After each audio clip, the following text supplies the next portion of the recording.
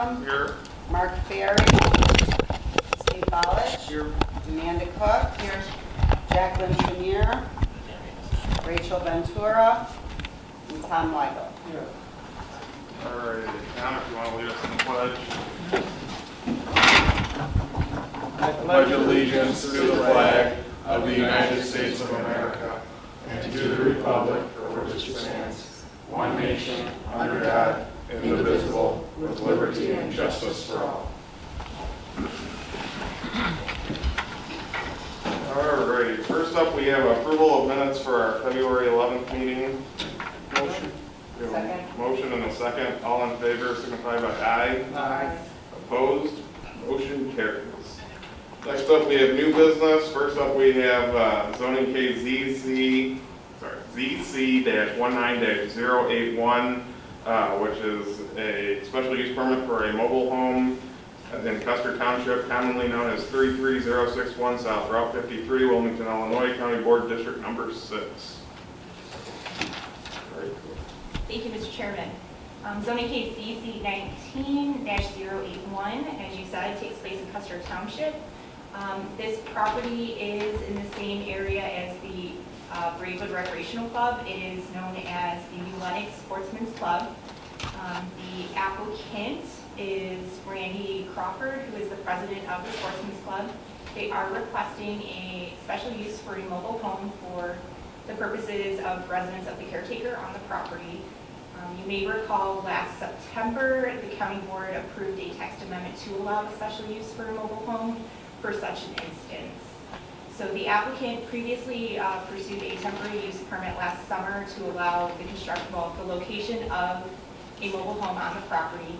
Since then, they have had a building permit issued with health department approvals for the well and septic system to be connected to that mobile home. Now they're just looking for that temporary, that permanent location of that mobile home for the use. At the Planning and Zoning Commission, an updated EcoCat report was provided as a memo that has been included as part of the public record.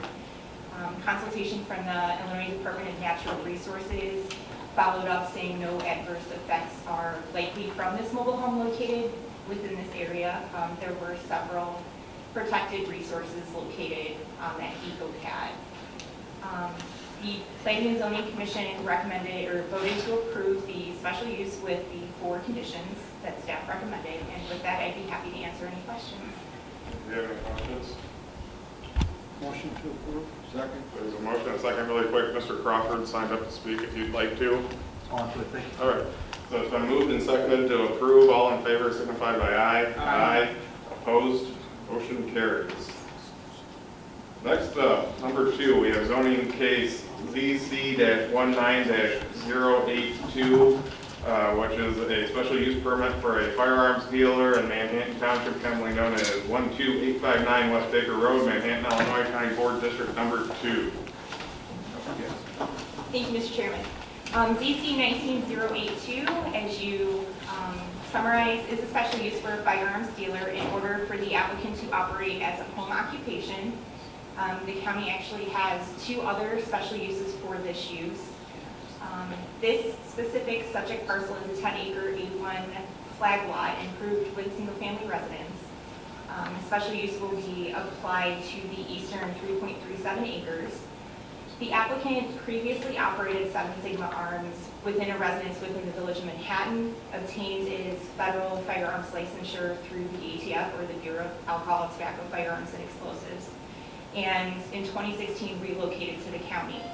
He is up to renew this firearms license, and in doing so wants to come into compliance with the county's ordinances.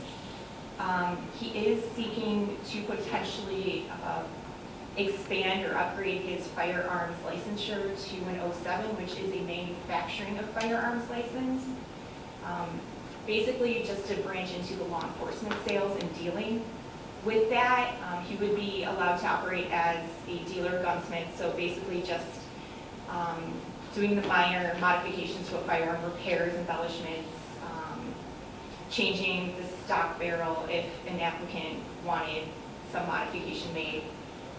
In doing so, since it falls under the ATF's definition of gunsmithing, staff finds that it's not manufacturing.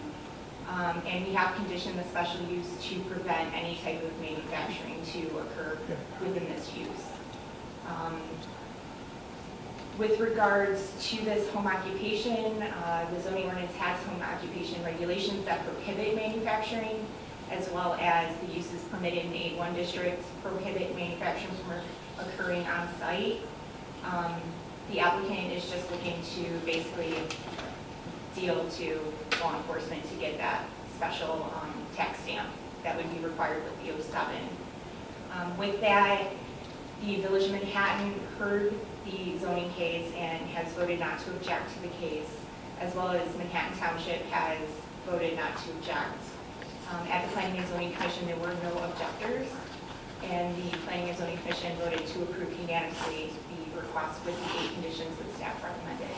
And with that, I'd be happy to answer any questions. Questions? Motion to approve. Second. Motion and second. We did have Mr. Bethman sign up to speak if you'd like to. Not has been approved. All right, so if there's no questions or comments, all in favor signify by aye. Aye. Opposed? Motion carries. Next up, we have other business. First up, we have repealing of special use permit. Thank you, Mr. Chairman. This item is still on the agenda here.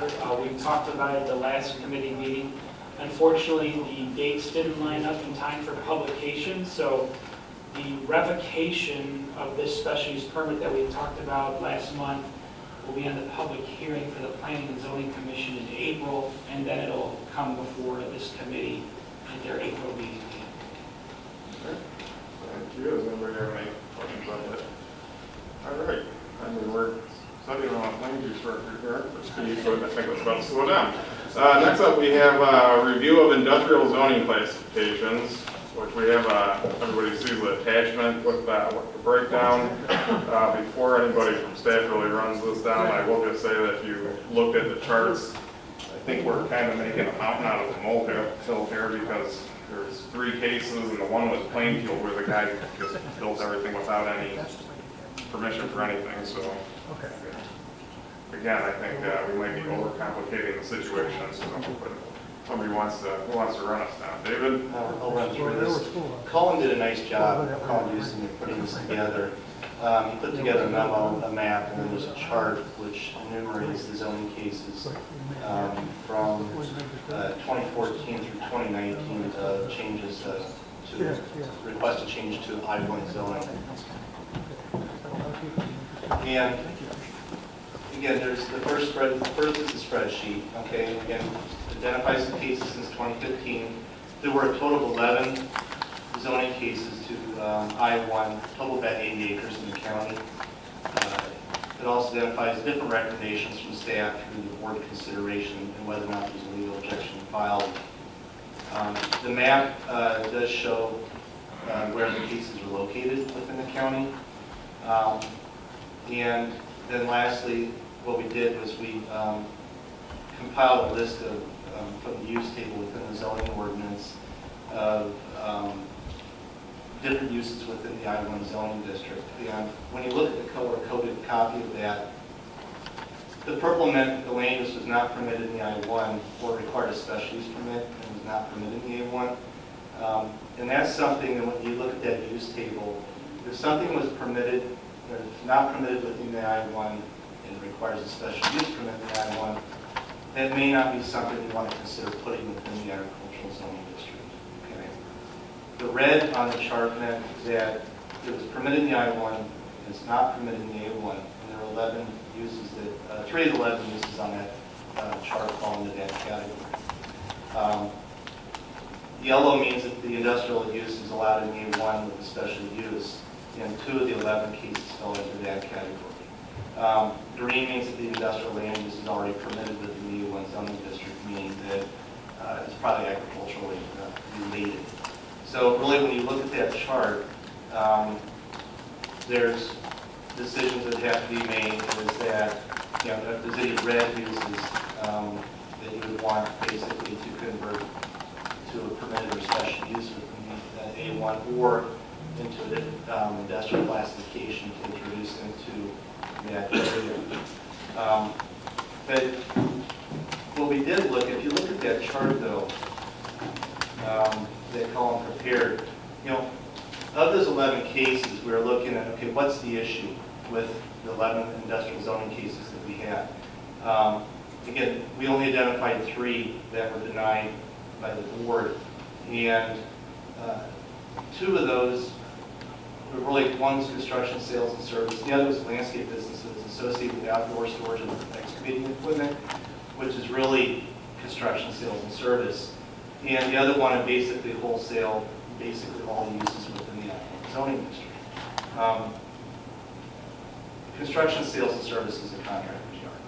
So really, when you look at the 3 cases that were denied, 2 of them were related to kind of contractor's yard. 1 wanted all the uses within the I-1 zoning district.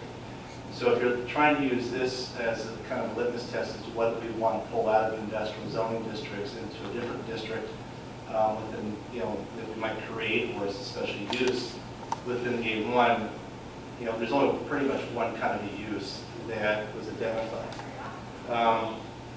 But again, it's, you know, it's something that the committee needs to decide is, you know, after having the evidence that we have here, the information, is this really an issue that needs to be addressed within the county?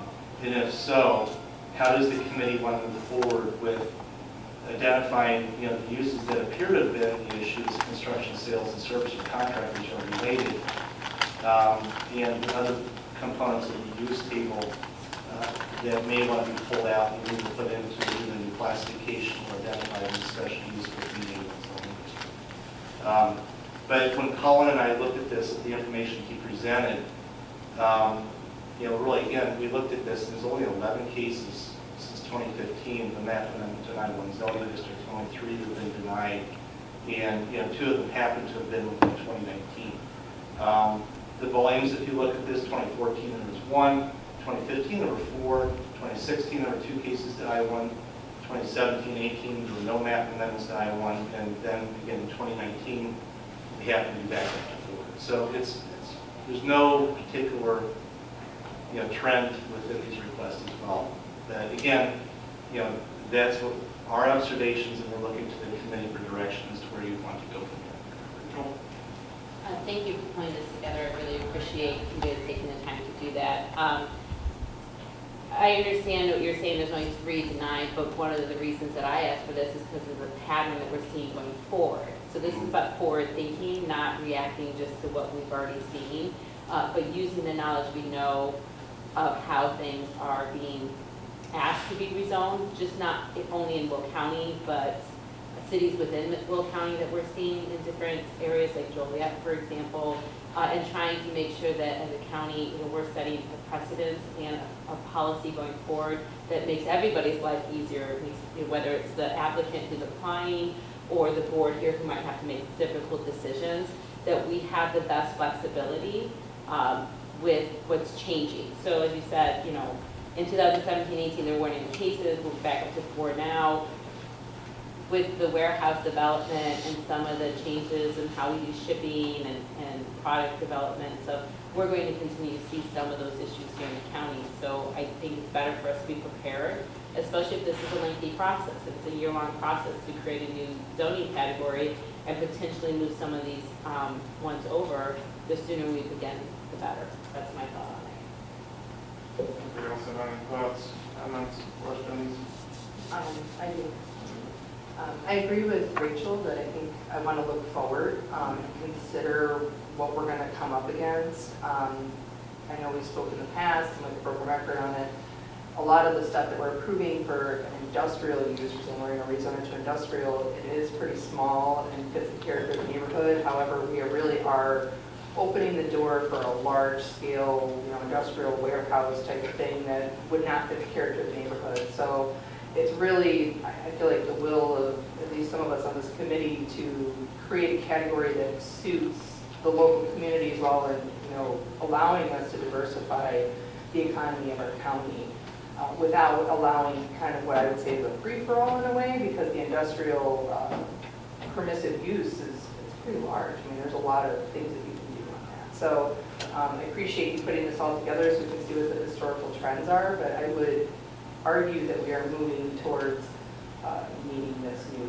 zoning category. And we talked about like CE4, we talked about industrial agricultural, we could call it service, there's a lot of different things we could call it, but I think I really do want to pursue it, even if it doesn't seem like a large problem now, in the spirit of being forward thinking. Anybody else have anything? Yes. Steve? You know, when we had that last case where the guy had already built a building with got a permit to build it, but he needed a special use permit, and then he goes for it, he invested a lot of money, and it bothers me that somebody can get a permit and then get denied later, because that's part of the deal. You tell them up front, you don't get the special permit, you're done, you lose all your money.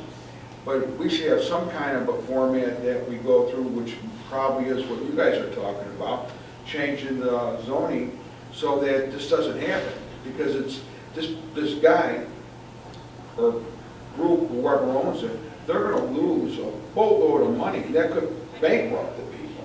And I'm not in the business of wanting to hurt people. You know, one of my colleagues told me, what the hell are you doing?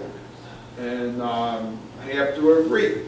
You know, when we talk about zoning, if there's already industrial zoning, and on one part, you know, not far away, and then there's industrial somewhere else, and there's no residential really around, well, I guess we need to change the category. And Mr. Moses was talking about a commercial category.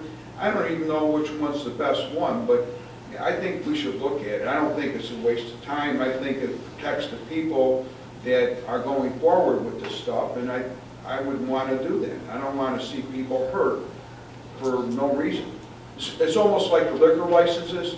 You go through the whole process of buying a business and then applying, and they tell you can't have a license. You know, I mean,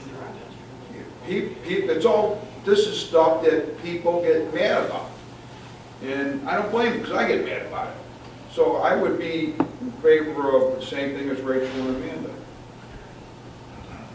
I'm on board too. I came in late in the presentation part, but I'm definitely on board, whether it's commercial or light industrial, because I see more and more of these landscape kind of building processes, companies coming together because people spend their time doing other things. They're not interested in, mowing their grass or whatever. And our county is growing, so businesses are using more landscaping companies because there are more businesses. So, David? Now, whichever direction the committee decides to go, I would recommend that if the committee decides to choose to go forward on this, is that take the information column prepared. I mean, that's part of the documentation prepared is if you do go forward, to take a look at the color-coded use table for the industrial zoning district. Sorry.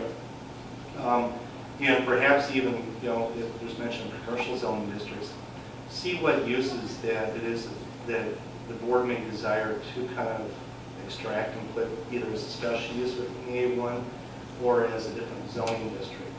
Things that you think might be appropriate, or the issues that you see with particular uses that you would like to see in some kind of classification or as a special use. And whether or not you want to, like as you mentioned, is they create a different zoning category, or if you'd want to create or identify them as a special use within the A1 so you don't have to change the underlying zoning. Because the thing you have to keep in mind is that there's different approval criteria for special use in map and for example, let's say you created a fourth industrial zoning district and somebody comes in and applies for it. Spot zoning is spot zoning is spot zoning if it doesn't meet the criteria, if it's a new zoning district, if it's one of the current zoning districts. And I'll use the example of, the case that's that was recently considered by the board in Green Garden. There was a case prior to that just north, okay? The staff recommended denial of that case. Board approved it, okay? Came in another case of the recent one, we'd recommend approval because based upon the criteria of the zoning ordinance, in our opinion, that had established a particular zoning district in the proximity. So that's what you have to consider as well, is the criteria of special use and the criteria of map amendment as to whether or not which route you might want to go if you're trying to address an issue, or to try to move forward into the approval process. All right, Jackie and Amanda, and Rachel, let's see. Just two procedural questions or definition questions. One, what is spot zoning? And two, I've looked through all these documents. Can you remind me which letter is this map that you referred to? Because we've got A through J here, and I want to highlight the one you really want me to look at more closely. Oh, see, I came in the middle, so I didn't know which one you guys were on. Okay. All right, you're still, that's the building code. Okay, C is the map. And what is spot zoning? Let's see if I can actually find the definition. Besides my definition.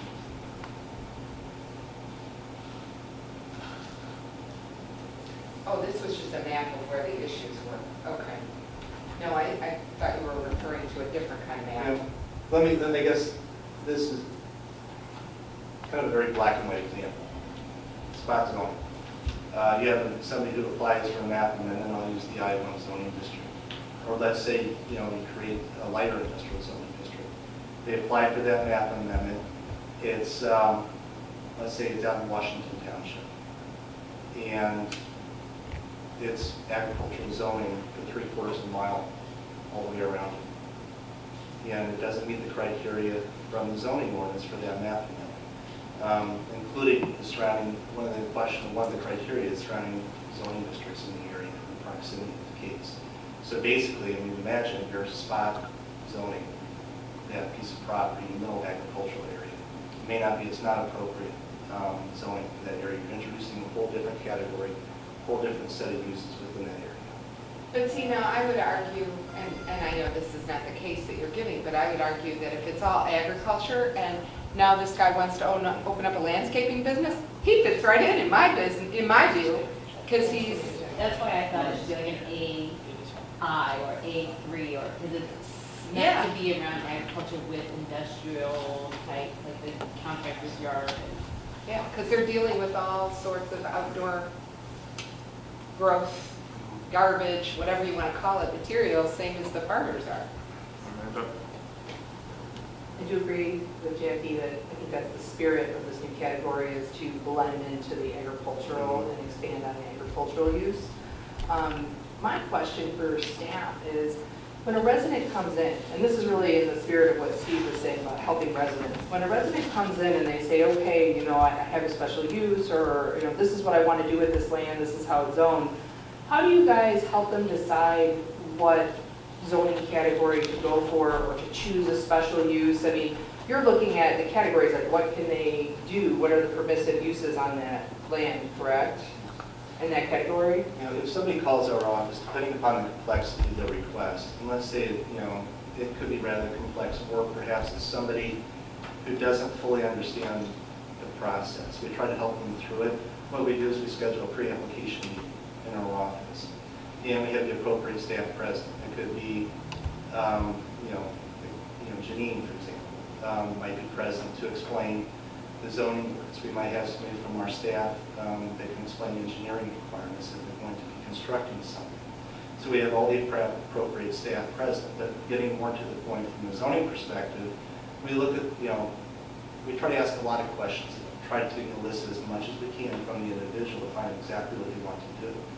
And then we try to then look at the zoning ordinance and identify within the zoning, the code, as to where that use or the uses would be allowed, either as permitted use or as a special use. And then what we can do is then we advise them, if it requires a change of zoning, what specific zoning actions would be required, the process that it would take to go through that zoning. We also then look at the county's land resource management plan with the land use plan as well. That's one of the components of this, as to what's the adopted plans and policy of the county. Does the county think that that particular use is appropriate in that particular area of the county? And so we look at all the different factors of this, and then we give them an idea of whether or not, from a professional's perspective, if it's appropriate or not. But we also always give them the option, they can always apply for that change and come through, whether it's the commission or board for approval. Part of that too is to reach out to the board members individually if they so choose to get their feeling on the matter as well from the district. So, I mean, we really try to give full disclosure to individuals and guide them. To that end, I think this additional zoning category that we're trying to create is really another tool in your toolbox as staff. It's a lower, less permissive use or different permissive use that would guide you, because it's not been the goal of this committee, as I sit on it here, our current makeup to approve industrial in an agricultural area. And again, in the spirit of helping residents do what they need to do, and the neighbors being okay with their certain landscape business or whatever, I think that we should create something in between, because I see us making a huge jump frequently from agricultural right to industrial. I don't think that commercial is necessarily what fits there, at least as their zoning categories are right now for commercial.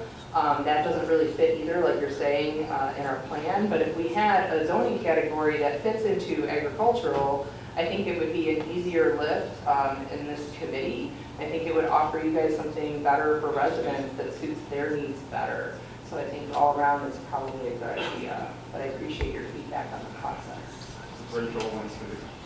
Yeah, so the concern I have with the special use is something we've already seen, and that is once you have a special use that allows for like a building, for example, and then that owner changes or they move away or they die, now we have something that is really spot zoning in a sense, because we're forced then to either make them take the building down and tear up the pavement that they put down, or rezone those categories. So I think the special use has its own complications if it's something going to be permanent or semi-permanent. And so I think that's, again, another reason why a category like this, once it's zoned that way, they're complying with what's appropriate for that area, versus if someone should change hands, property hands, now we have these muddled cases. So I do agree with Amanda that this is definitely another tool in the toolbox for you guys to help residents come in, try to make it more permissible, more streamlined. Now I understand in the beginning these cases are going to be, they're going to have to come before us to get it rezoned, but the idea is that maybe it would go a lot faster and there wouldn't be all these, the need for residents to come and say, oh no, I can't have that because I don't want a warehouse in my backyard, and really it is just a landscaping or a contractor's yard or something. I think that would really help alleviate the fears of some of our residents who are in agriculture right now. And I do want to just be really cautious about getting special uses out. Even though it is a solution, it may not always be the best solution if it's going to be more permanent. Steve? Yeah, I think I brought this up last time we talked about it. I agree with what we're saying. And if it's easier and makes more sense, I wouldn't have a problem with changing the categories that are allowed to be used in each zoning classification. And I think that might be a quicker fix and an easier fix, but I don't know. But I look at like in commercial, where that's what Mr. Moussas was talking about, making it a commercial thing. Well, commercial landscaping and lawn maintenance, you need a special use permit in A1. Well, just what Jackie said, A1 is about that type of business, so I would expect something there. So why not just take that and make it a permanent use? I mean, it may be a simpler solution by doing that. Veterinary clinic and animal hospital, that's a special use permit. In A1, if it was commercial. But I'm not saying that people would want to have an animal hospital on a farm or buy farms, but it kind of fits in there because, you know what, they have all the animals. We can't have animals in the cities or the villages.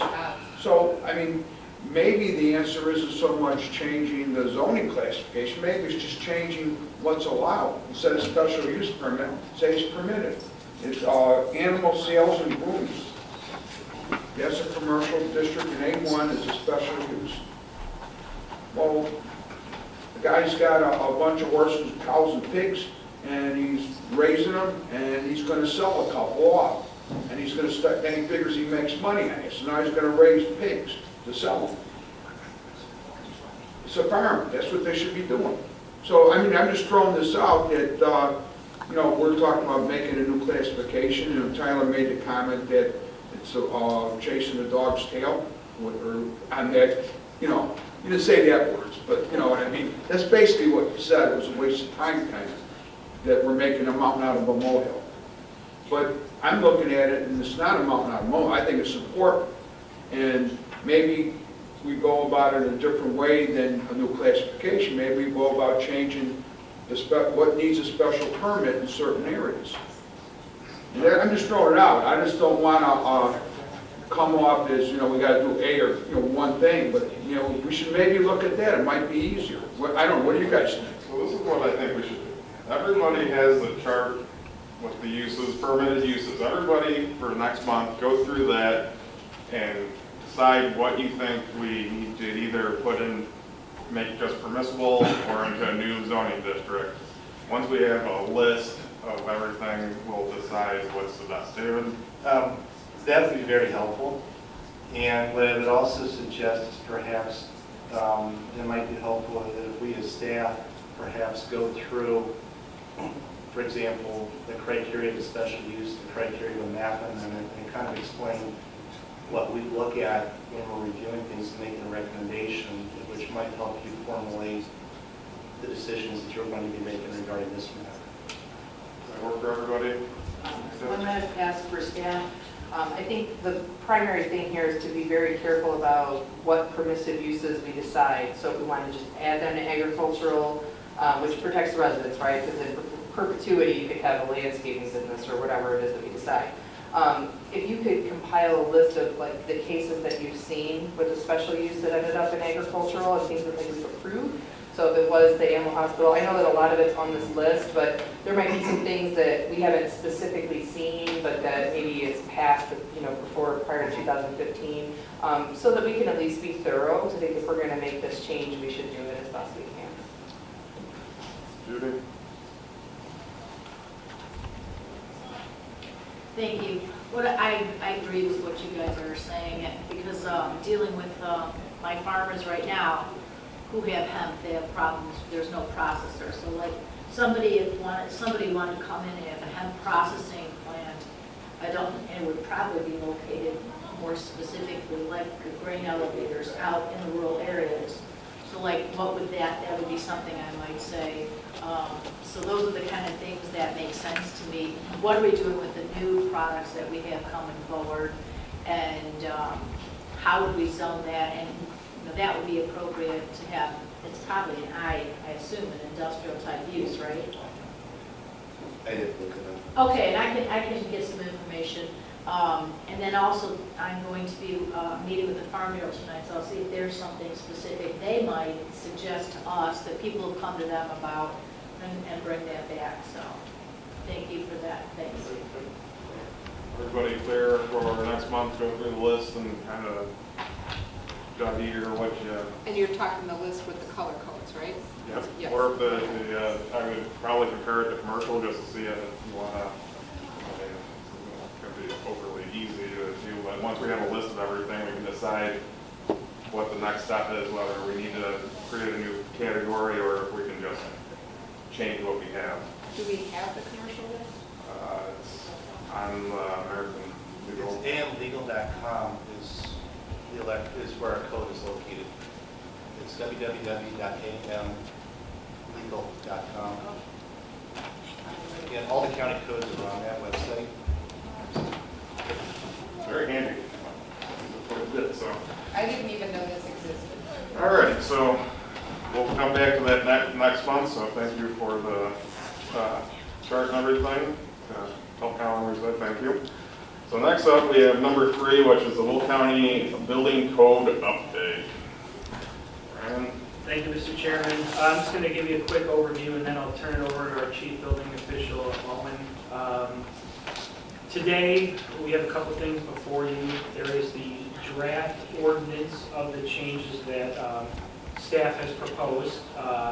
The ordinance is taken from American Legal, and anything that was stricken out was the language that we're looking to change, and the new language is in red and underlined. So you can see what was removed and what is in red is what the new text would be. For today, the plan was to not go through those. The plan was to have the committee members look at that text between this meeting and the next meeting. For today, Owen was going to hit some of the, excuse me, very high-level major code changes between the 2012 and the 2018 and the 2011 and the 2017 NEC codes. He's going to go over some of those, the very major changes. There are 8 separate supplemental handouts in there that highlight some of the major changes between the codes. And we're going to take a look at some of the big ones today, and then in between this meeting and the next meeting, review some of that material. And if you have any questions, we'll talk about it at the next meeting. And then before we wrap up this topic today, then we could talk about our schedule, which I have a proposed schedule included with your agenda at the end of all of these building handouts. So now I'll turn it over to Owen. Hello, I just wanted to talk about the major thing from last time was sprinklers, and I kept that out of the code this time. I want to make sure that that's not the intent. For single-family homes and townhouses and condos. Yes. Everybody? Okay. And then one of the major changes for the IBC, which is the commercial code, is they took a chapter and created its own book, which was the existing building code. And in this code, they kind of make it easier to reuse existing buildings with exceptions. And there's like a baseline of 0, and then you could bring up certain portions of the building to bring it up above the requirement to make it a good enough building for reuse of the building. And I gave you a handout on that, about reusing buildings and the existing building code. Some of the other, in the IRC, you have appendixes that can be individually adopted, which we adopt the existing buildings in the appendix for the residential code, which is single-family homes. And some of those items are actually making it into the code with replacement windows, not requiring egress and stuff like that. Another one of the major items was updating sprinklers when you remodel any portion of your home. Now the code is allowing the 10-year smoke alarms for the battery operated. I'm confused. You needed to update your sprinkler, your smoke alarms in the house when you remodel for the entire home. But now the code is allowing battery operated smoke alarms. So it makes it much easier on the applicant rather than going into the attic and running new pipes for smoke alarms. Got it. And it makes it easier on the person who lives there when one of them starts going out. When they're all wired in, the whole house is beeping and you can't figure out which one it is. When they're battery operated, it's just that one beep that you can change that one battery after that. You had to deal with that. I can tell. And it's always at 2 o'clock in the morning. It's never Never like 3 during in the the afternoon. I also included all the appendixes from the IRC for you to review. If you wanted to look at any of those, I can email them to you or print them out for you. What does IRC stand for? The residence, single family, 1 and 2 family dwelling code. I'd like to. I would say just email it to everybody on the committee. Okay. I mean, I'm not an electrical contractor. I looked at this stuff and I was like, this is kind of Greek to me. I'm really looking at you guys to just tell us in shorthand what this means. So what my plan was to do a commentary on our ordinance. The code books have a separate book where it has the code section, and then it has a commentary about what that section means. So I wanted to do that, I just did not finish it. So I can have that ready by the next meeting. Yeah, I was recently looking at some building codes in Plainfield for a client. And let's just say, what they have on their website is really difficult to understand, and finding what you need to find to check to make sure if a building is up to code is not exactly easy. Now, maybe it works just fine for the plumbers, electricians, the HVAC people who deal with that. But if you're just a layperson trying to find out if your building's within code, it's not easy. Yeah, I think the commentary would probably, if I created a commentary for our ordinance, it would probably help. Anybody have any questions? Steve? I just want to let everybody know I've been working real good with Owen, and you know what, they're very open to some of the things that I was talking about that are on the books that shouldn't be on the books. It's just like nobody does it anyway. So you know, I just wanted to tell them that they're, you know, I appreciate that you're open to everything, and working with the state's attorney right now, Ken Gray, and trying to come up with some answers to some other questions that came up. But I think you know, they're doing a real good job on it. So when they do a good job, I like to tell them they're doing a good job. So when they're not, I yell at them. Rachel? I mean, talk loud, not yell. I gotta learn how to talk English. I think you're doing a good job. My question is, so, and I know you guys said the last time you guys talked with Martha about this, with the housing solutions, and maybe she's going to give a presentation, we want to limit some of, or eliminate some of the financial barriers to building, especially residential homes, which is why I said I was interested in the IRC. Have you guys worked with her to try to identify all of those financial barriers? Yeah, I believe some of that is addressed in this code with the smoke alarms, not requiring new wiring for upgrading all the smoke alarms, because you could be doing a kitchen remodel and have to wire smoke alarms to the upstairs for the bedrooms in the upstairs, second story of the house. Right. So that addresses it, and the replacement windows, not requiring egress windows, that would help. That'll help a lot for a remodel or. Okay, and then my second question is going to sound contrary, but you know, I talked before about the German passive houses and the energy efficiency of them. Stuff like requiring higher insulation, R factors like an R50 in the attic instead of an R38 or whatever it is. It's probably lower than that, to be honest. 18, yeah. But so that is a cost up front, but the long-term cost of the saving money and keeping our energy costs low is huge. Is any of that, I mean, I haven't gone through all of the red line change, is any of that at all implemented here or listed on the new building codes for Illinois? So the state of Illinois has adopted the 2018 Illinois Energy Conservation Code, which the requirement now is R49 in the attic. R49. And That's is that close to for 50. Is that for new construction only, or does that count remodel? It counts remodels, but part of the code, it has exceptions for existing cavities. So if you have a 2x4 wall, you're not required to fur it out to create the code requirement. All you have to do is fill it solid. Well, So what they about did- the attic?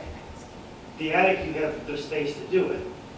So they're So required to do this? R49 would be required if you remodel the house and you tore off all the drywall and everything, then you would be required R49. Unless it was a cavity where you have a vaulted ceiling or something, then you just have to fill it solid. That's interesting, because He's talking about like a gutting it out though, you know what I mean? Like I think in my kitchen, took the drywall off, we put added insulation in. So I just have a customer that's buying a house in Plainfield, and I don't believe they insulated the attic. And it was a total remodel. that's a huge loss on their end. Should have some kind of insulation. So the building codes you're talking about, is that the chapter 150 building code update? Is that what's in our agenda, or where would we find those? You said we've adopted them, and I know you guys have talked about in the past. For the energy code, For the new adopted codes that we are bringing in. the energy code is the 2018 IECC, International Energy Conservation Code, and the state of Illinois has some amendments to that. Where would we find that? I can get that on for Okay. Is any of that included in the draft that you presented here, or that's all separate? you. I did not include that. We've been following that since last year, since July 1st. Okay, well, I don't know how the rest of the board feels, but I am interested in, again, in forward thinking that if we're going to adopt these new building codes, we want to make sure that we are creating new homes that are for the future. Yeah? Yeah, I really think that energy-wise, the codes have really come a long way in the last 10, 15 Is there years. any way to get a presentation of highlighted what you're seeing? The actual residential section for single-family homes out of the code book is not that big. I could probably get that to you. I mean, we can Yeah. get it to us, and then we can read through it, and then if we have questions, next one we'll write it down. Brian, you have something? All right, I just wanted to clarify a couple of things, because the question was asked. Chapter 150 is the building code, which adopts these other building standards by reference, meaning we're going to consider adopting the 2018 International Residential Code, or the 2018 International Building Code, the 2017 National Electric Code. So the building code is the overall county ordinance and all the local amendments and local changes, which adopts these other codes by reference, which cannot be put into Will County's American legal site because we don't own those codes. That is part of the ICC's and adopted by reference. These other codes, such as the Energy Efficiency Code, the Plumbing Code, the Accessibility Code, these are state of Illinois laws that we have to follow from already. We don't have to adopt them. They're already in effect and we have to follow them. And most of the time, any local changes can only be more strict. They cannot be less strict than the state of Illinois requirement. Did you have any questions about what I just said? No, I don't have any question about what you said, but what I'm trying to say is we'd like to understand them. Yeah. Right? We're not trying to overrule Illinois or the international IECC, but we just would like to know what they are and understand how that is affecting what we're doing here in Will County. And I'll tell you in part why, although I haven't talked to Amanda about this, but I started watching a new show on HGTV, and they're taking these houses in Chicago that have been 2 and 3 flats, converted. They were originally single family, and now they're bringing them back to be single family homes, and they're selling them for $1.2 million, $1.4 million. I mean, certainly nobody that I know that lives in Will County could live in one of those houses. They could not afford it. It's just cost prohibitive. So those people in those areas are being displaced, and frankly, a lot of them have come to Bolingbrook. And probably some to Joliet. And part of what we're looking at with our housing committee is trying to find a way where some of these big houses out here can actually be divided up to be multifamily and figure out ways to deal with the parking situations. Because, I mean, frankly, we had that problem in Bolingbrook in the Fernwood neighborhood. There's no place for the people to park their cars. Beacon Ridge is another example. I mean, the one street that goes through Beacon Ridge is lined all day long, nonstop with cars. But we've got to find affordable housing for people. And so I don't know if any of these codes address those kinds of issues. Amanda wants to say something, because I probably wandered off. And when you were asking those questions, Rachel, when I talked about working with the state's attorney's office, because all the building codes that our land use said that we can take out of the books, there's no problem. There's the plumbing code, like you said, is a state law. Yes. The state told me that we don't have to obey any of their laws, but it's a law. So to clarify everything, I went to our state's attorney for something like a hot water tank that needs to be replaced, or a shut-off valve. Those are all part of the building code, state of Illinois, that say, from the plumbing code, that say you have to have a permit. People don't get a permit to replace a shut-off valve. You know, I mean, there's a leaky pipe or whatever. So those type of things, they told me that I should get with the state's attorney and get an opinion on it, because it's going contrary to the state law. Even though the state says that we don't have to even have a code at all. We don't need to have anything.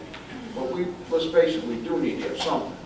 So that's why I contacted Ken Gray, and we're gonna work it out and see if we can do that without any problems. But that's what that whole thing's Right. about. When they're saying the state plumbing code, that's why we have to go above and beyond to I make do sure we do think so. that the plumbing code might be something for Jackie's legislation to look at, because there's other issues like using gray water. We can't use gray water in the state of Illinois. We're gonna need to use gray water at some point in the near future. Water's a big problem. Amanda?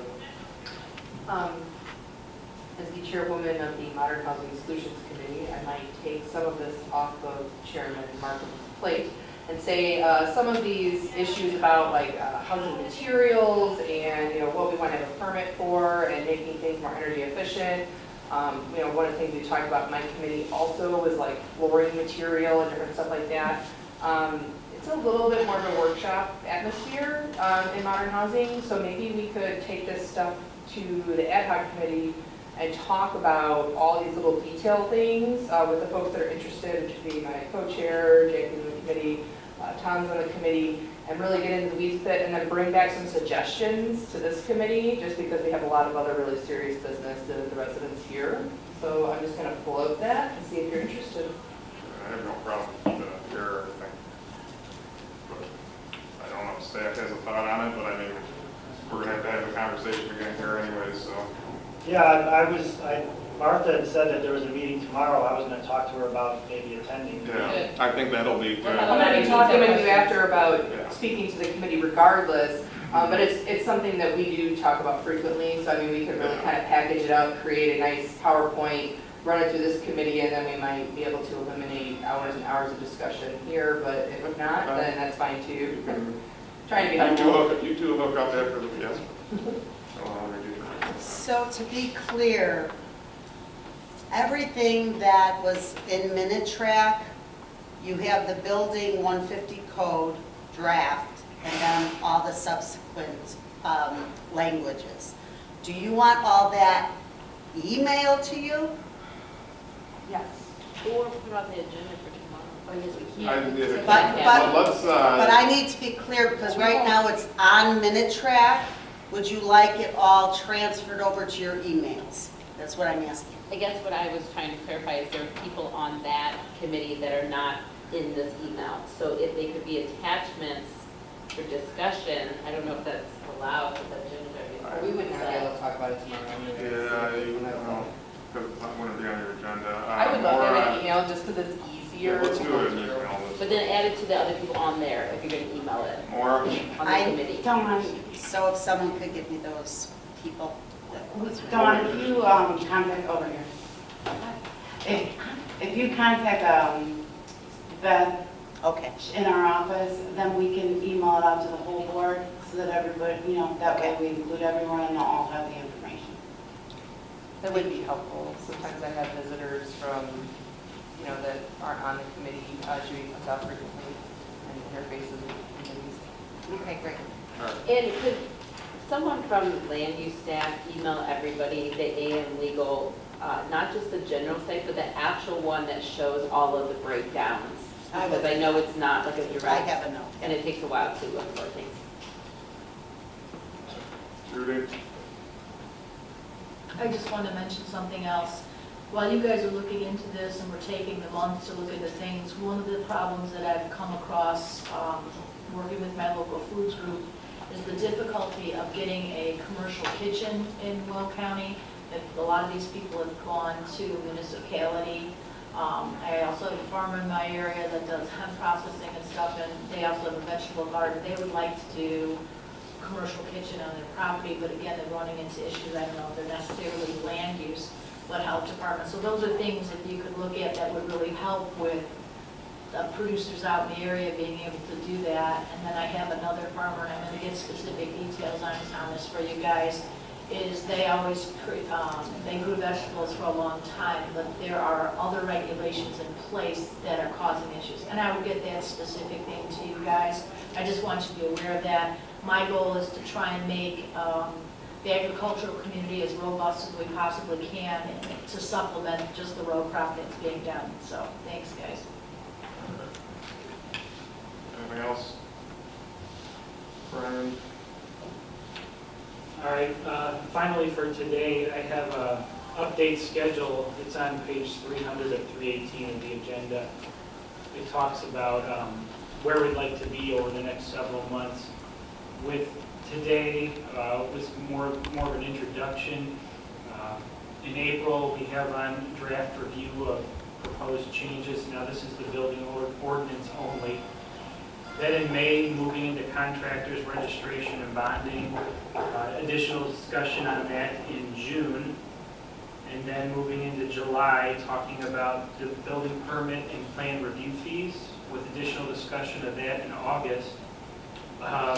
With moving into September, then having a final review of the draft changes, like a public hearing draft that we would come up with the committee and staff to prepare for a public hearing in October, review public hearing comments in the October land use meeting, and excuse me, set an effective date for the ordinance with board approval in November. That's the tentative planned schedule, so we're going to try and stick to that if possible.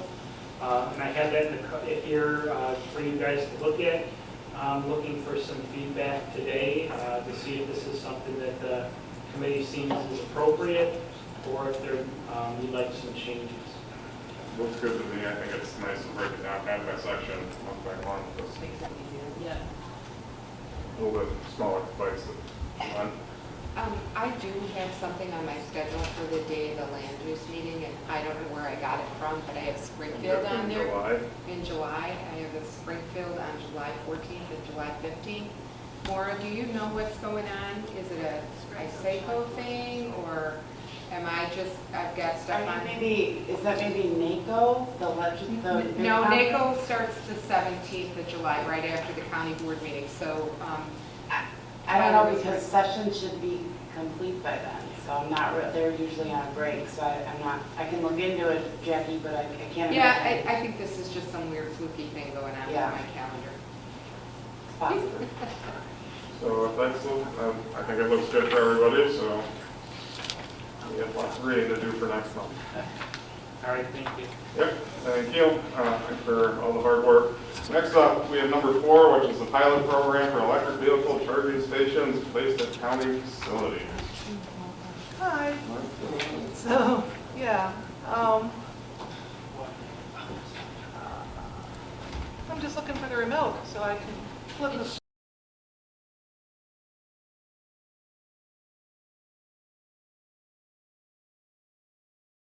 slides for you. I did not take I think it's at the podium. It's at the podium? All right. Thanks for having me today. I appreciate it. All right. Well, let's see if I get the hang of this one right away. Couldn't. Did I do it? I didn't do it. All right. I'm doing something wrong, guys. Sorry.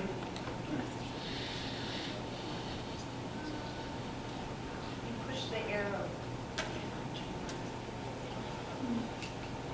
There we go. Thanks, guys, for your patience. Good morning. Still morning. So I'm Marty Keem, in Land Use, Resource Recovery, and Energy, and I'm actually here today to give you an overview on electric vehicles, hybrid electric vehicles, and the need for charging station infrastructure. So just so you see already in your packet that there's some basic information that people get confused a lot regarding electric vehicles. If you remember back in 2001, there were Priuses that came out, and then we got the C-Max, which we use in our department, and these are hybrids, and a lot of times people are like, oh yeah, that's a cool electric car. That's not an electric car. It has a battery in it, but you don't plug it in. So an electric vehicle, if it's pure electric vehicle, is completely powered from the grid, and if it's a hybrid electric vehicle, that means it has that battery system in it. It has a gasoline power system in it as well, and you plug it into the grid. In all instances, all 3 kinds of those cars are going to have regenerative braking, which means that it's going to take the energy that you're losing when you're slowing down the vehicle and turn it into energy for those batteries, so you can keep running the car. Now, every car manufacturer at this point has electric vehicles that they are manufacturing. Okay? They might not have them in every make, but they are making them, or excuse me, in every model, but they do have them in every make. So these things are taking the world by storm. A little slower here in the US, but certainly taking the world by storm. And the most easy way to plug in your electric vehicle is in home. So rather than standing out in the snow and the wind and the rain at the gas station, you just plug in when you pull in and you leave it in overnight, and hopefully if your power didn't go out, you have a fully charged vehicle in the morning. And that cost to you as a homeowner in general is going to be less than 80 cents to power that car. Okay? If you powered that car all day here at work, say we had an electric vehicle in the fleet, okay, and you had that, that would cost us about 30 cents because we buy our electricity wholesale. Okay? Most EV users are relying on home charging. I do want to bring your attention, since you're the Land Use Committee, to legislation that's being looked at in Springfield to require all multifamily units and any renovations to multifamily units to include 30% EV charging station ability. Okay, so they're actually looking forward, saying 30% of homes are going to have at least one EV car. Other basics. Okay, once you get one of these things, you realize that you'd like to charge it up a little faster. If you're a homeowner, you might invest in a 240 line. That's the same as if you decided to get a hot tub. Okay, so you end up running that wiring and putting in that 240 line. Now your car is going to charge in under 3 hours. The cost is going to go up to about $1.59 for you. And if, again, we were to do that here with the fleet, that would be about 60 cents for us to do it with our wholesale deal. Okay? Now there are faster ways to charge the car. You can charge a car in under 30 minutes with a level 3. Okay? Think of Tesla. There is a level 3 charging station that we'll talk about in a few minutes. But that's not what this presentation is geared towards, and I'm not actually promoting huge infrastructure investment for level 3 charging. So just a quick rundown of the daily life of a person who's decided to go ahead and get an electric vehicle or an electric hybrid. Okay, they're charging at home, they get up in the morning, they go to work. If they're really lucky, their employer allows them to charge there. Now you might wonder, why would they need to charge there? They have a fully charged car. Well, what if their car range isn't that high? Okay, and they know they have errands to do after work. What if they have a long commute? So there could be a myriad of reasons why somebody would want to charge at work. Okay, now, then they go out after work or on the weekends and they go shopping. Okay, so they might go to a store where there's a charger, they might go to a movie theater where there's a charger. Okay, so those are all things to just think about what happens when somebody has a car that charges. They suddenly start looking for where they can fuel their car. This is more for your information. I won't spend a lot of time on it. It's a summary of Bloomington Normal area. They had a Mitsubishi plant there, and when Mitsubishi decided to make an electric vehicle, the community rallied around them and decided to become EV friendly and installed a lot of EV charging stations around town. And then Mitsubishi closed up shop. A new company came along called Rivian. Rivian only makes electric vehicles, mainly trucks. And of all the mothballed auto manufacturers in the country, they decided to go to Bloomington Normal. Why? Because not only do they have a trained workforce, but they also had an EV-friendly community. So it can be good for economic development. Advantages of using an electric vehicle or a hybrid plug-in. So electric vehicles are emission-free, right? We can argue about where they get their energy from, but the fact is the car on the street has no air pollution at all when it's a complete EV. Okay? The electric vehicles are quiet. They don't have exhaust. So no revving engines, nobody getting woken up. And the price of an EV is falling, and the hybrid EVs are falling. Okay, so not only could you possibly go out and buy one new and find it affordable, but they've also been around long enough that there's used ones out there which make them more affordable for almost anyone. Okay? People with EVs are considered more likely to shop, to attend events, to pursue recreational activities where they can charge their cars. And becoming an EV-friendly community can actually be done inexpensively. So, one of the first ways you could do it is take a parking garage like we have here in downtown Joliet. You already have lights in it, there's already electric running in it. Open up a couple of outlets, put up a few signs, maybe even put some paint on the ground. Say this is an EV charging station spot. When people come in, they can plug in. Okay, are you charging for that electricity if you do that? No, not with a 110 outlet. You're not going to meter a 110, you're not going to put a credit card in there and pay. But again, if you're talking about the city of Joliet, they have the same kind of wholesale deal we do. That's costing them 30 cents to charge that car if they're plugged in all day long. Okay, so streetlights are also a really viable alternative. You can plug into streetlights. We have a proposal out right now to the community health department. So if you think about that parking lot, it's up against some really pretty trees. There's three streetlights right there along the parking lot.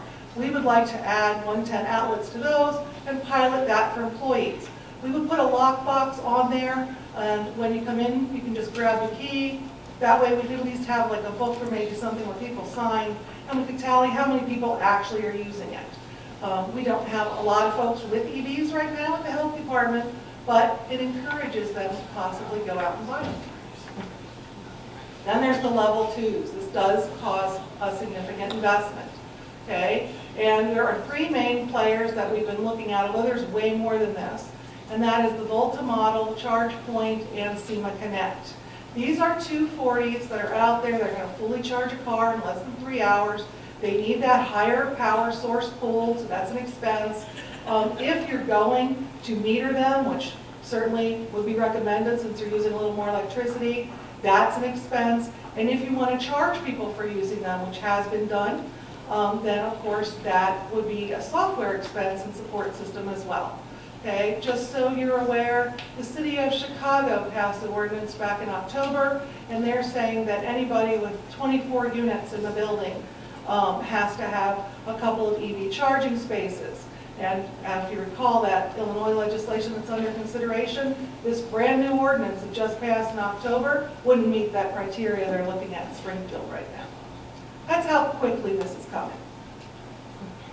So real quick about the Volta model, which is very fascinating. There is a Volta right at 59 and Black Road at the Mariano's, I think that is, the grocery store. And so you can go there, and what that means is the host site actually paid for all of the, at least as far as we understand it, all of the costs to install it. But they receive revenue from the advertising that displays on it.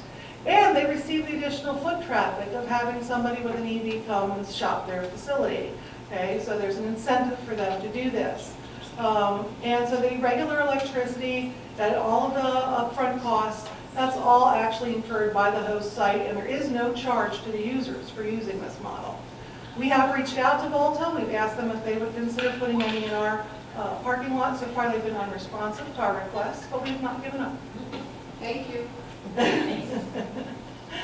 And so we also have the ChargePoint model, which is your first one, and the SEMA Connect. ChargePoint has been out in front trying to apply to government, park districts, and so forth for many years. So if you were to do a map of ChargePoint charging stations, you would see there's more of them than almost anything. SEMA Connect has started out with apartment buildings. So they have far more locations in the city of Chicago than out here. But they're now realized that they should be applying this same model to the government. So they've been talking to us quite a bit. So right now, to get the software for us to install a level 2 charging station at the new health department, which we have ready to go right now, it costs $1,200 a year if we want to charge people money to use this. It only costs $200 a year for me to meter it, know how many different unique users I have, and how much electricity that they're using. So right now, we're going to try to pilot that program with the idea that we just don't think we have enough EV users that it's going to really cost a lot of money out of pocket. Resource Recovery and Energy funds have been used to purchase the station, to put in the 240 lines.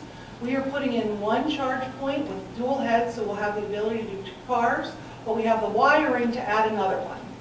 And this will be in the visitors parking lot at the new health department. We'll finally get to cut that ribbon. A quick question. We're working on the capital improvement on the committee for the courthouse new parking lot. Were these also included? Yes, so we would like to have the level 2 at the visitors parking lot and the employee parking lot. My understanding right now, the way that's coming together, is there will be one level 2 dual head, so 2 cars at the judges parking lot.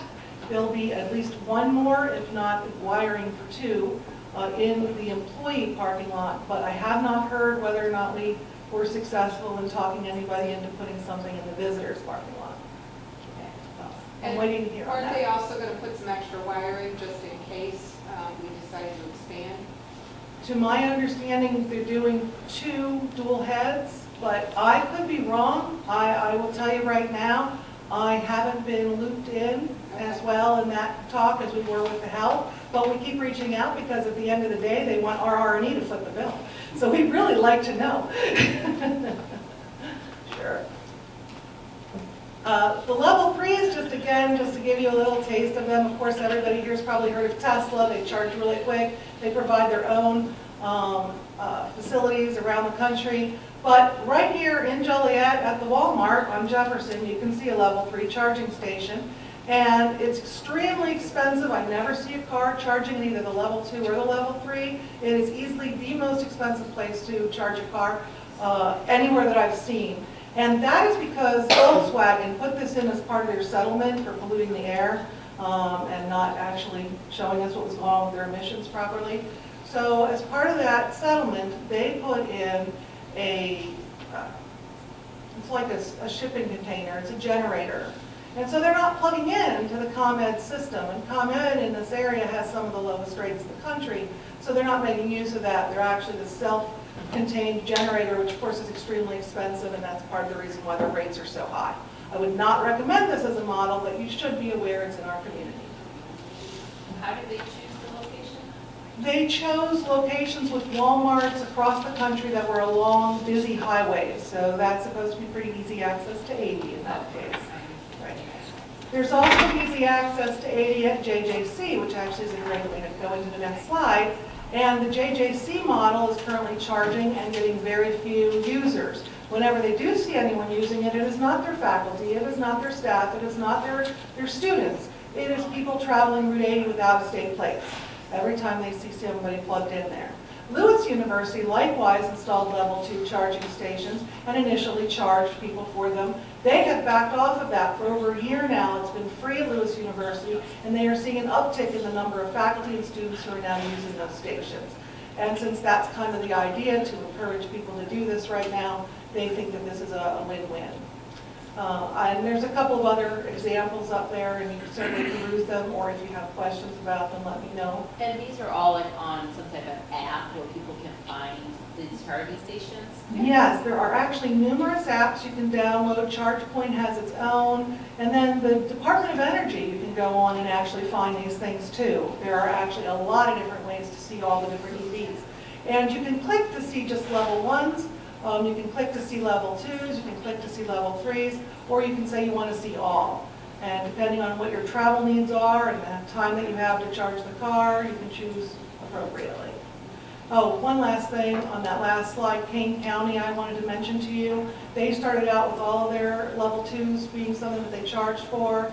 Now everything that they have is free except for the courthouse where they charge 15 cents a kilowatt hour.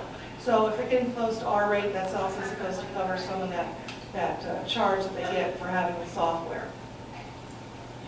In summary, people with a plug-in option at work are actually more likely to invest in an EV or an EV hybrid. Okay? Forward planning. I mean, it just shows that we're forward planning to put these things in and leading by example. Every location listed on EV maps means that folks find you. Economic development. Employees with EVs are said to be more productive, it improves their satisfaction, and this is my best one, and I love this one. It actually contributes to recruiting because as you go out and try and reach the young people, they care about sustainability issues. So there you go. Demonstrates concern for the environment, obviously makes the community more attractive to businesses and home buyers. And Will County currently is offering a grant for level 1 and a grant for level 2 EV charging stations. So yay, go us. Just just to finish, I wanted to tell you that as you're out talking to folks, ask them what they are thinking. When they made a new purchase of a car, did they give any thought to an electric or an electric hybrid? If they say no, well, why didn't they? What made them not want to? Because there's a serious concern of range anxiety out there, which basically means, if you think about it, in the old days, we went from horse and buggy to the car. You could get hay and grass pretty easily for your horse, but finding gasoline was challenging. So, you know, there was range anxiety when we transitioned at that point, and there is range anxiety transitioning now. And if you're talking to businesses, please give them my name, tell them to call if you think that they would like to put something like this in for their fleet, for their employees, anything like that, or if they have a public parking lot that they'd like to put one in. So I know you're probably not an automobile expert, but you mentioned the regeneration through the brakes. I have a Chevy Volt 2014. Never did anybody mention to me that the brakes were regenerating the battery in any way. I don't believe that they do in my vehicle, but I was just wondering if you knew.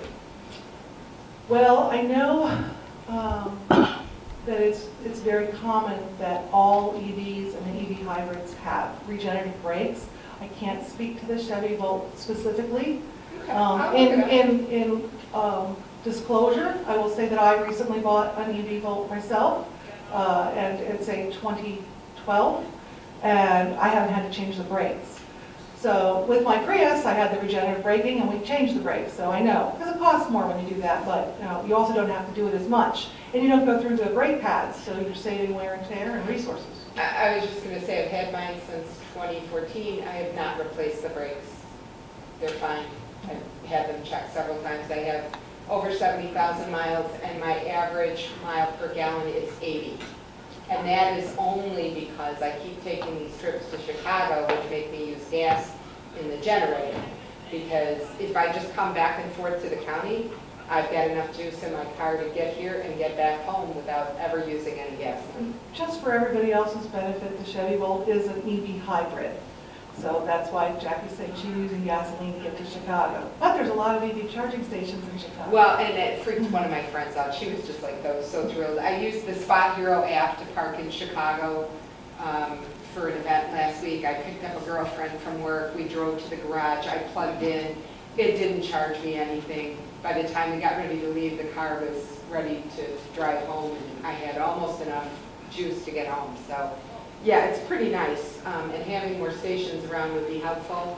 Most of the parking garages that I've been in Chicago don't have it, and if you use the LA parking, of course, you don't get it. But there are very, very few charging stations in Will County. I mean, maybe that number is now starting to change, but I'd love to see one. And you mentioned the street parking.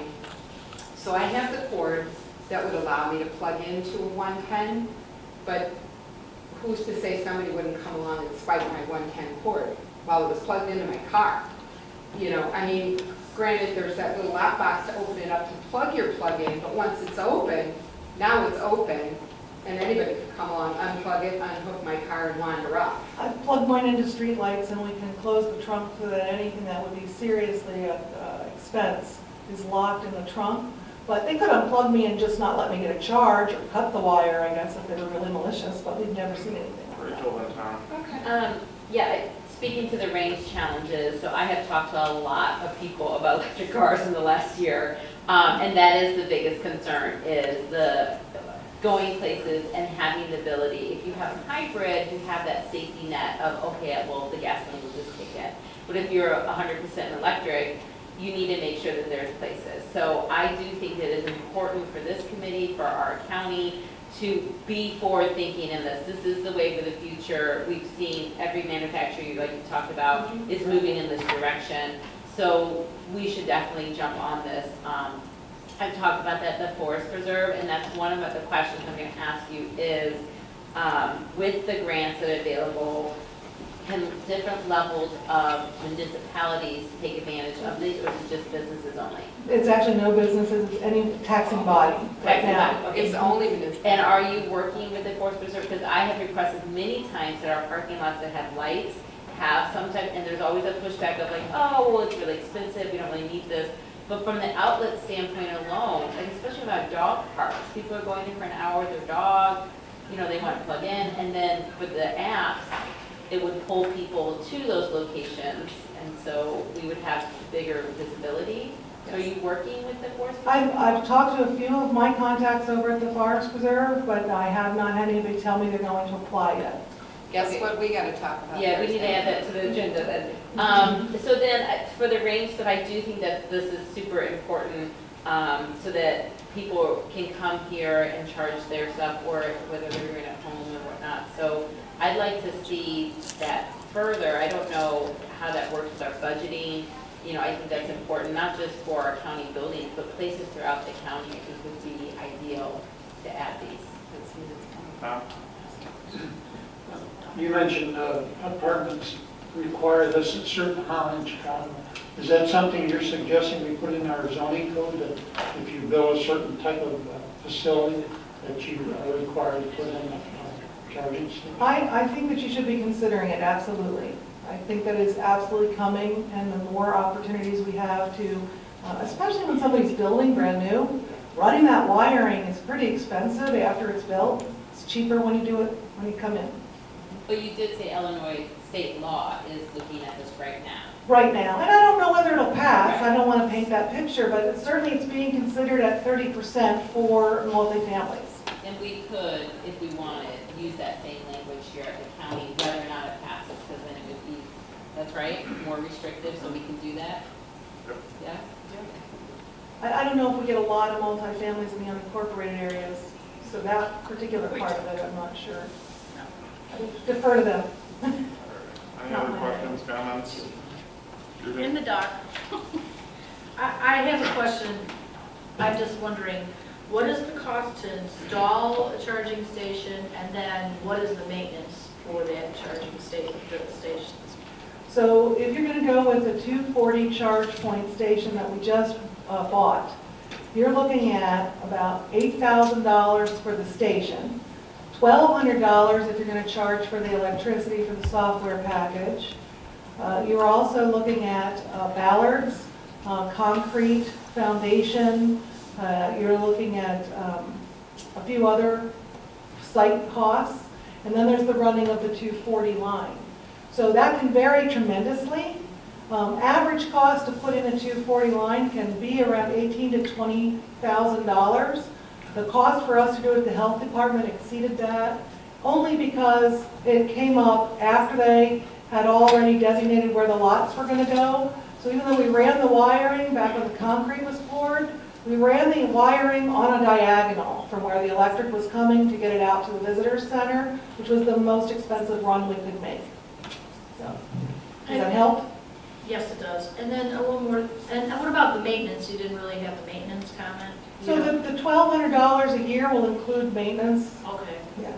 Okay, and then do we know approximately how many cars are in Will County that would be possibly using this? I can tell you the state stat is about 1% right now of EV ownership, but you see more of them every day. So just driving in this morning, right out of the blue, I was behind a red Tesla almost half of my commute in. So some of them are ubiquitous. You can't really tell that it's an electric vehicle, and some of them have the EL on the plates. But yeah, they're definitely coming down in price, and people are buying them. And just, Judy, I think really soon we're going to get more specific numbers on that, because they increased the license plate cost for a true electric vehicle, but you're still not going to get the cost like for hybrids like mine. Or not the cost, but the number of hybrids like mine. I don't think the state's going to keep track of how many Chevy Volts are out there.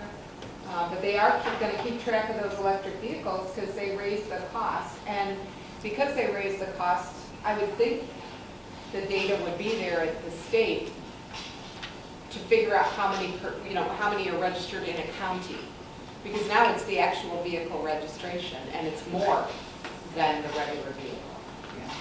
What's the cost on just the 110 outlet conversion? Is there any cost? So it depends. If you get to a street light that has a 110 power in it, you're talking a few $100s. If the street light has a higher level of power, you have to do something to actually reduce that power, which is a dampening device. Yeah. And so that's an additional expense. And we're looking into that right now for the health department, where we're told we're going to have to do the dampening device on those. Do we have any electric in our parking lots?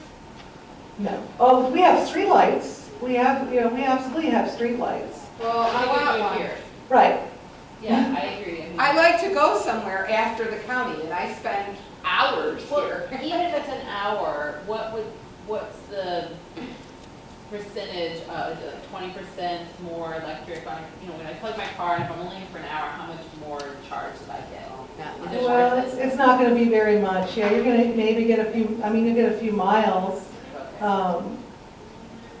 With my own experience, speaking only of that, I would say I might get 6 miles if I'm plugged in for an hour. Okay. Yeah. So for 110, it really has to be an 8-hour charge, is that the? Yeah, To fully charge it, to get a good distance out of it, yes. yeah, I get 41 miles in the summer and 32 in the winter, because you're using the heat on the car. Right. And it takes 3 hours on a level 2 to get that. But an And employee who's here 8 hours. it would be beneficial for sure. Absolutely, right. And if we had a fleet vehicle, we have vehicles that drive around delivering mail and other things. So yeah, they're parked overnight. They can completely be charged for the whole day. And then we could maybe even prioritize those parking spots. Who doesn't like a close parking spot? And when you're talking about our parking lot outside, there's streetlights run all the way around it. So, if we wanted to make a far parking spot, designated spot, you could. But most commercial businesses, because they're doing the 240 lines, they're going to go as close as they can to the building to get the cheapest run that they can. All right. Thank you for your presentation. Thank you very much. I appreciate it. So next up, we have reports, communications, and correspondence. I have nothing. Committee members, anything? David? Yes, I do have something. Yesterday, today I was working with board member Ballich. I had a customer service issue. Mr. Portland Berkowitz, I think you were copying on the email as well. It kind of prompted me, I wanted to bring up to you an email that we received last week on a different matter about customer service. You don't hear this too often. You hear more people possibly, they might have a concern rather than a compliment. I think, this is to Megan Anderson in her office. But I think, though, it goes across the department with all of our staff. I think you see here today the complexity of a lot of the issues we deal with. We deal with the public, constantly every day, and, very professional staff. But, this is an email sheet we received that somebody's registering for a contractor's, doing a contractor's registration. And it says, thank you, Megan. It was a pleasure speaking with you earlier, and I'm amazed how polite, professional, and quick everyone, not everyone, is in your office. Much better than unsaid surrounding counties. So it's I want to just, compliment the staff and part of it, let you know that they're all very hardworking and do a very good job. That's the good work. Is there anything else? Public comment? Public comment? And Alex, do you have anything? A question for you, Ken. It's because based on Martha's presentation, what are the next steps that we want to move forward with that here? Well, with the courthouse and everything, that would be through Capital. I think it would all go through Capital because they have budgeting that they can budget for it. So we don't have to do anything on land use? No, just encourage it. Okay. For ambassadors. But they're aware of it. Yeah. It's been talked about. Tom, you brought it up, didn't you? Wasn't it you? Oh, somebody brought it up about the courthouse parking lot when we were at some meeting one day in the boardroom. David Cap would be the guy to talk Yeah. about that. Okay, and I have another question. I don't want to necessarily open a can of worms, but Joliet will be voting soon on the North Point project, and I know the application was dropped here in Will County. Is there anything that this committee or in the future we need to discuss on a agenda, or is it really not going to come through land use? You know, we currently have the application on file, but there will be nothing on an agenda until the applicant determines that they said determines they want to go forward. And by everything else, any issues, Because it's still an active application, correct? Excuse me, so they have a completed map amendment application, but they had proposed to do a special use permit for a plan unit development, and then have not completed the remaining items to make that happen. So it's pending. So if Joliet does what they want to do and rezones that property and annex it in, is there any portion of that, I'm talking about like a bridge and all this other stuff, is there any portion of that affects Will County? Not unincorporated areas. Okay. You know, if that becomes incorporated, then what they submitted will not be valid anymore. Okay. All right, so we have no need for executive session, so I'll need a motion to adjourn. Motion. Move a second on it, all in favor? Aye. Opposed? Motion carries. Our next meeting is April 14th.